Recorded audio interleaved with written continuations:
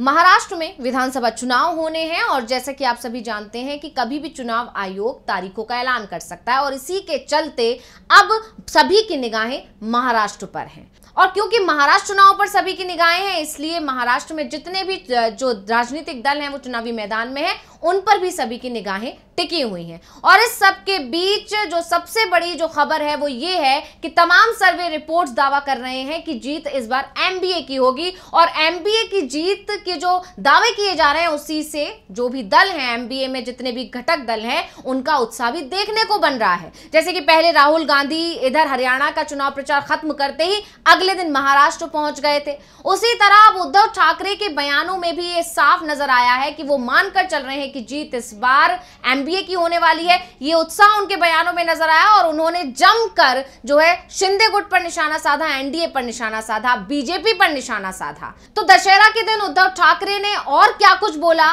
कैसे उनके बयानों की चर्चा अब हर तरफ हो रही है, कैसे उन्होंने शिंदे गुट पर निशाना साधा और सबसे बड़ी बात कैसे उन्होंने शिंदे को यह संदेश पहुंचा दिया कि तुम अगर ये सोच रहे हो कि एक बार घर वापसी फिर से कर सकते हो तो ऐसा मुमकिन नहीं है। तो ऐसा क्या कुछ बोले उद्धव जिसकी चर्चा अब हो रही है हर तरफ, इसी पर हम अपनी स्पेशल रिपोर्ट में करेंगे चर्चा। नमस्कार, मैं हूं अंशिता। महाराष्ट्र में विधानसभा चुनाव हरियाणा और जम्मू कश्मीर के साथ ही होने वाले थे, लेकिन महाराष्ट्र चुनाव को रोक लिया गया और हरियाणा और जम्मू कश्मीर के चुनाव करवा दिए गए।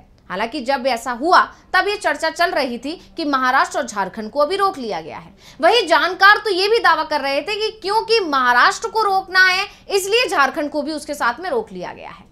और महाराष्ट्र को रोकने की वजह यह थी कि वहां पर जो तीनों घटक दल हैं एनडीए के, उनके बीच सामंजस्य नहीं बैठ रहा है। दूसरी वजह यह थी कि बहुत सारी योजनाएं हैं जो बीजेपी को लानी है, जो एनडीए सरकार को लानी है, वो अभी नहीं हो पाई हैं, इसलिए इस चुनावों को रोका गया है। तो बहुत सारी वजहें बताई गई, इसलिए महाराष्ट्र चुनाव में देरी कराई गई, इस तरह के दावे किए जा रहे हैं। लेकिन जिस तरह से बीजेपी ने समय लिया, अगर जानकारों के दावों को माने तो जिस तरह से बीजेपी ने समय लिया, जिस तरह से बीजेपी ये मानकर चल रही थी कि अगर समय मिलेगा तो जो हवा है वो उनके पक्ष में हो जाएगी, वो सभी दावे, वो सभी जो है कोशिशें बीजेपी की नाकाम होती नजर आ रही हैं और वो कोशिश नाकाम एमबीए के नेता कर रहे हैं, उनके दावे कर रहे हैं। और खासकर उद्धव ठाकरे ने जो खुले मंच से आरएसएस पर निशाना साधा है, बीजेपी पर निशाना साधा है, शिंदे पर निशाना साधा है, वो सभी जो है बीजेपी के लिए और एनडीए सरकार की मुश्किलें बढ़ाते नजर आ रहे हैं। दशहरा के दिन जब उद्धव ठाकरे ने बोलना शुरू किया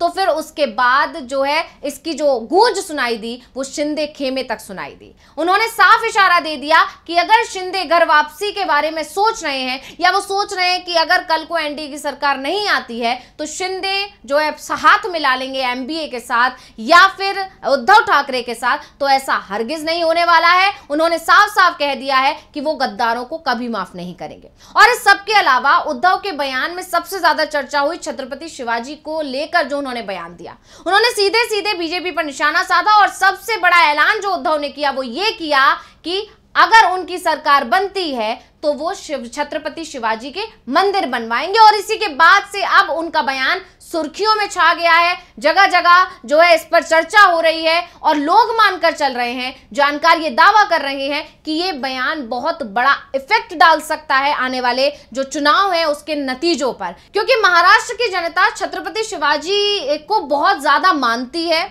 उनके लिए बहुत सम्मान है और एक तरह से कहें तो उनको पूजती है। ऐसे में जब महाराष्ट्र में जब मूर्ति गिरी थी छत्रपति शिवाजी की तो उस समय पर बीजेपी सरकार, एनडीए सरकार बैकफुट पर आ गई थी, लोगों में बहुत ज्यादा नाराजगी देखने को मिली थी और नतीजा ये हुआ था कि खुद पीएम मोदी को खुलेआम माफी मांगनी पड़ी थी। कहना पड़ा था कि मैं चरणों पर सिर रखकर माफी मांगता हूं। क्या कुछ कहा था मोदी ने, पहले उसको सुन लेते हैं, उसके बाद हम उद्धव ठाकरे के और दूसरे बयानों पर आएंगे जिसमें शिंदे सरकार बुरी तरह घिरी हुई नजर आ रही है। शिवसेना शिंदे गुट पर उन्होंने जमकर निशाना साधा है।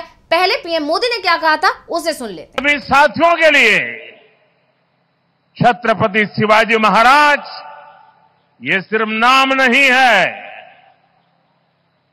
हमारे लिए छत्रपति शिवाजी महाराज ये सिर्फ राजा महाराजा राजपुरुष मात्र नहीं है, हमारे लिए छत्रपति शिवाजी महाराज आराध्य देव है।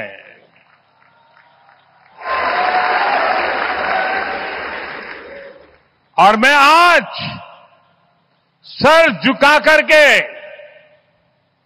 मेरे आराध्य देव छत्रपति शिवाजी महाराज की उनके चरणों में मस्तक रख के माफी मांगता हूं।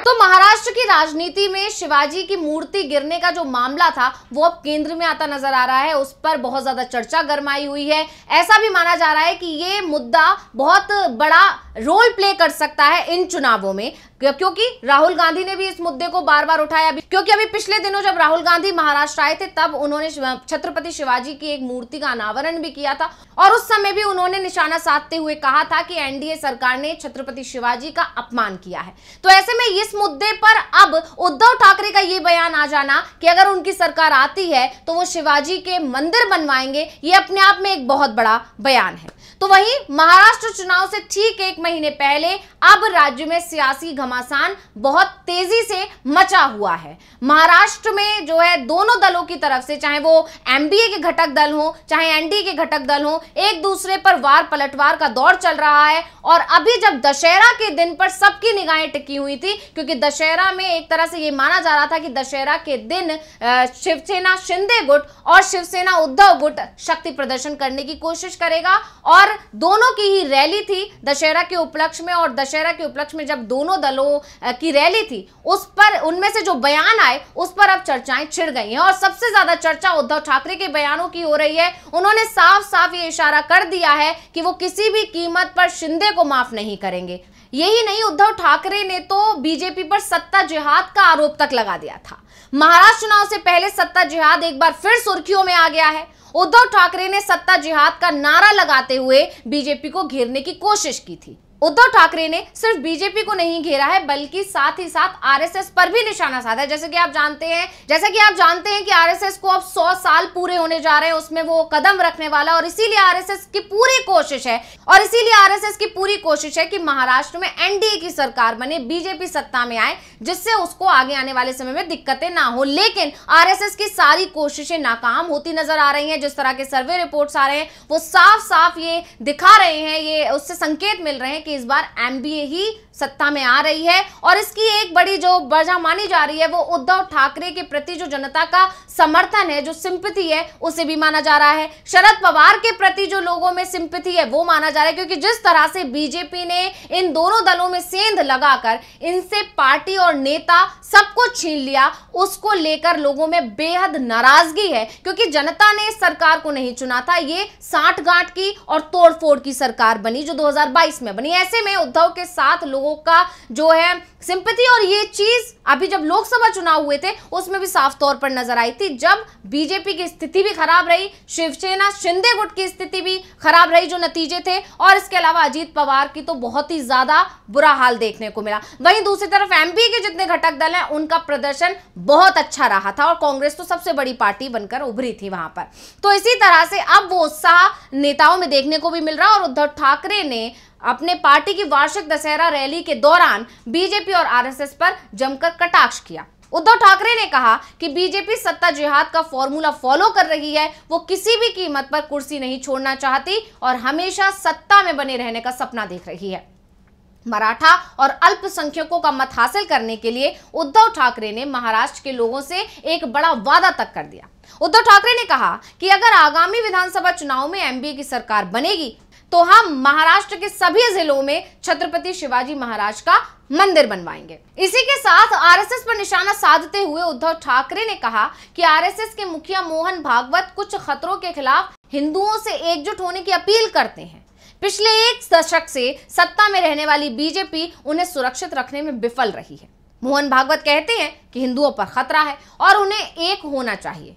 प्रधानमंत्री पिछले 10 साल से भारत को विश्वगुरु बना रहे हैं। अगर आप हिंदुओं को सुरक्षित नहीं रख सकते तो आप सत्ता में क्यों हैं? यानी एक तरह से आरएसएस जो कोशिश में लगी रहती है हिंदुत्व का नारा लगाने में, उसी में अब आरएसएस भी घिरी है और आरएसएस के साथ साथ बीजेपी भी घिर गई है, क्योंकि 10 साल से केंद्र की सत्ता में बीजेपी बैठी हुई थी। इस बार एनडीए की सरकार है, इस बार बहुमत नहीं था बीजेपी के पास, इसलिए उसे मिलजुल कर सरकार बनानी पड़ी है। तो इस बार की स्थिति समझी जा सकती है कि थोड़ी बीजेपी दबाव में है, लेकिन उससे पहले जो पिछले 10 साल रहे हैं उसमें बीजेपी पूर्ण बहुमत की सरकार के साथ देश में थी, और तब भी अगर हिंदू खतरे में बताया जाता है तो अपने आप में यह बड़ा सवाल है जो उद्धव ठाकरे ने पूछ लिया है कि फिर आप सत्ता में बैठे क्यों हैं। अगर आपके राज में भी हिंदू सुरक्षित महसूस नहीं कर रहे हैं और खुद आरएसएस इस तरह के दावे कर रही है तो स्थितियां बहुत ज्यादा मुश्किल हैं, और ये सोचने वाली बात है कि फिर आप इतने सालों से सत्ता में कर क्या रहे थे। वहीं उद्धव ठाकरे ने बीजेपी पर भी जमकर निशाना साधा। उद्धव ठाकरे ने यह तक कह दिया कि अब वो जो बीजेपी है वो वाली बीजेपी नहीं रही, ये नई बीजेपी है। यानी एक तरह से उद्धव ठाकरे ने अपने वोटर्स को, अपने समर्थकों को यह संदेश देने की कोशिश की है कि अगर हम कभी बीजेपी के सहयोगी हुआ करते थे, कभी हम बीजेपी के दोस्त थे, तो वो वाली बीजेपी अलग थी, ये वाली बीजेपी अलग है, और इसीलिए हम बीजेपी से अलग हो चुके हैं। तो उद्धव ठाकरे का कहना है कि वो आरएसएस और मोहन भागवत का सम्मान करते हैं लेकिन संगठन का नहीं करते हैं। बीजेपी अलग अलग दलों के लोगों को अपनी पार्टी में शामिल कर रही है। आज की बीजेपी अटल बिहारी वाजपेयी के जमाने की बीजेपी से बिल्कुल अलग है। तब बीजेपी शुद्ध थी, लेकिन अब ये हाइब्रिड हो गई है। उन्हें खुद को भारतीय जनता पार्टी कहने में शर्म आनी चाहिए। ना वो भारतीय है और ना ही जनता की पार्टी है। यानी साफ तौर पर उद्धव ठाकरे ने यहां ये करने की कोशिश की है कि जनता उनको इस बात की सजा ना दे कि वो पहले कभी बीजेपी के सहयोगी हुआ करते थे, क्योंकि और ये जो बयान है उनका वो हरियाणा और जम्मू कश्मीर के जो चुनावी नतीजे आए हैं कहीं ना कहीं जानकार उससे जोड़कर देख रहे हैं। क्योंकि जिस तरह से बीजेपी के पुराने सहयोगियों को या बीजेपी के हाल में जो भी सहयोगी रहे हैं उनको जिस तरह से नुकसान उठाना पड़ा है, जैसे कि मैं अगर बात करूं जम्मू कश्मीर की, तो वहां पीडीपी का सूपड़ा साफ हो गया, क्योंकि पीडीपी कभी बीजेपी की सहयोगी रही और दोनों ने मिलकर सरकार बनाई थी। इसी तरह हरियाणा की अगर मैं बात करूं तो जेजेपी का भी बहुत बुरा हाल रहा, खाता तक नहीं खुला, सूपड़ा साफ हो गया। तो इसकी वजह भी यही मानी गई कि क्योंकि बीजेपी और जेजेपी एक साथ थे, दोनों मिलकर सरकार चला रहे थे, और इसी बात की नाराजगी का खामियाजा उन दोनों पार्टियों को भुगतना पड़ा। इसीलिए उद्धव ठाकरे ने ऐसा बयान दिया और यह बताने की कोशिश की है कि हम जब बीजेपी के साथ थे वो बीजेपी पूरी तरह अलग थी, वो साफ सुथरी बीजेपी थी, शुद्ध बीजेपी थी, लेकिन आज वाली बीजेपी वो बीजेपी नहीं है, ये साफ बीजेपी नहीं है, ये जनता की पार्टी नहीं है, ना ही भारतीय। मतलब बहुत बड़ा बयान देकर उद्धव ठाकरे ने कहीं ना कहीं बीजेपी को बहुत बुरी तरह फंसा दिया है। यही नहीं, उद्धव ठाकरे ने बीजेपी की तुलना कौरवों तक से कर दी। महाराष्ट्र के मुख्यमंत्री एकनाथ शिंदे का नाम लिए बिना ही उद्धव ठाकरे ने कह दिया कि जैसे फसलों में कीड़े लग जाते हैं वैसे ही बीजेपी शिंदे और पवार के साथ मिलकर हो गई है।